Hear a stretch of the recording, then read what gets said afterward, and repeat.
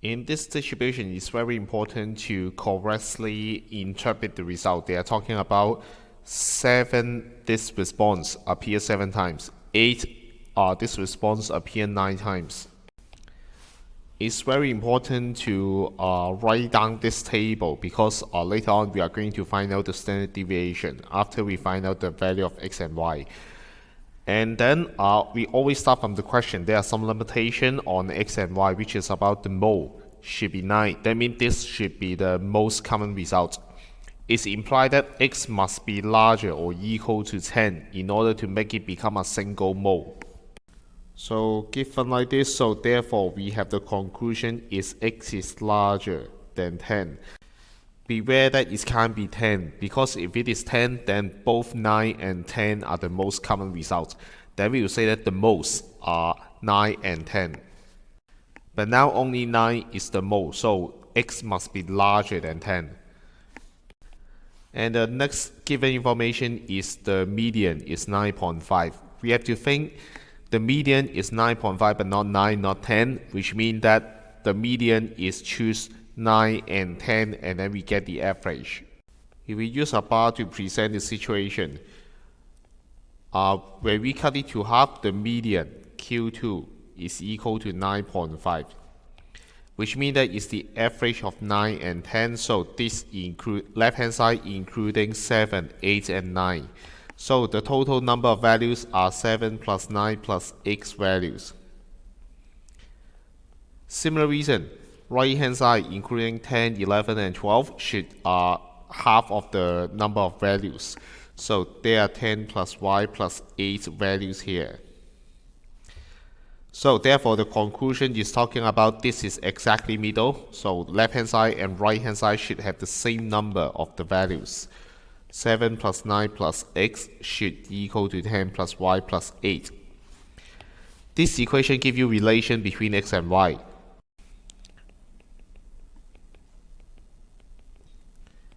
Which means that x is equal to y plus 2. No matter what is y, x should be 2 more than y. We have two constraints now, and the last one is given directly. Y is less than or equal to 10. So we are going to list out some possible cases. Maybe we start from the first two implications. So we write down the combination of x, y. First, x may equal to 11, 12, 13, 14, so on and so on. And then when x is equal to 11, then y should be x minus 2. So we have 9 here. We have 10, 11, 12, so on and so on. And we have to consider the last constraint. Y cannot be larger than 10. So 9 is okay. 10 is okay, but however y cannot be 11. We cross out all the cases below. Therefore, there is only 2 cases. Another problem is how you can present your idea clearly. Some of the students write that x is equal to 11 or 12, y equal to 9 or 10. This is totally not clear, because when x is equal to 11, y equal to 9 is one single case. So you have to write down x equal to 11 at the same time that y will equal to 9. If you just write like this, it's very misleading that I may think x equal to 11, y equal to 10 at the same time, which is nonsense. So we have 2 cases only, and then you have to use this symbol to pack the whole case together. The second case is when x equal to 12, y is equal to 10. We don't have another case anymore. And then after that, we have to find out the least possible standard deviation. Even though in your draft paper you handle both of the cases and then you find out the standard deviation and then you just write down the answer, then it's not okay. It's because you have to show me that how you know that that one is the least possible one. So in your case, you have to write down case 1, case 2, and repeat the same procedure. Show me that you have this kind of logic. So when x equal to 11 and y equal to 9, in this situation, we calculate the SD. Of course, you are going to use your calculator, so no step will be written down here. In this case, we just replace x by 11, replace y by 9. And then we use our calculator 7 times, 8 9 times. Between every row, don't forget to press M+ to input the data. And then finally, Shift 2. Press Shift 2, and then you have three choices here. We are going to choose the second one, which is the sigma. If you choose 2 and then execute, you will get the SD. So we do the same for the second case, and then among these two, we find that this one is the smallest one. So that's why we answer the least possible SD is 1.59. So afterward, there are 4 members are leaving the group, and their range of their age is 2. We have to find the greatest possible mean of the age of the remaining members in the group. So basically, in order to remain those large values inside the group, we prefer to remove those small values from it.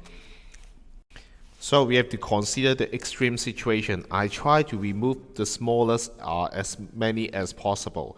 So I prefer to remove 7, but how many I can remove? I can just remove up to 3 times of age 7. It's because the range is not 0 but 2. The most favorable scenario is we have to remove 7, 7, first 7.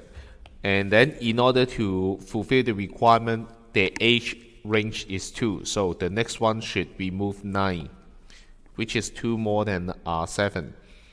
So that's why we are going to update the table. Once again, they are talking about the greatest possible mean. So I have to consider 2 cases here. With a greater SD doesn't guarantee a greater mean here. So we have to try both cases under this situation. So part C, we are going to use the same logic. When x is equal to 11, y equal to 9, so we have to update the information. This is 11 and y is equal to 9. And then we are going to remove. We remove 3 times of 7 and 1 half 9. So this is no longer 7 times. Remove 3, we become 4 times left. And then remove 1 time, we become 10 times left. Therefore, under this case, the mean, better write down new mean, is equal to 7 appear 4 times, 8 appear 9 times, together with 9 appear 10 times, so on and so on. And then divide both sides by the new total, which is 4 times plus 9 plus 10, another 10 plus 9 plus 8 times. And then we get the mean in case 1, which is 9.7. Just repeat the same procedure in the case 1. So again, replace x first is 12 in this case, and also y is 10. Afterward, we move 3 times 7, so we have 4 times left, and then we move 1 time of 9, become 11 times left. Therefore, the final outcome among these two results, this is the greatest. So the greatest possible mean is 9.71.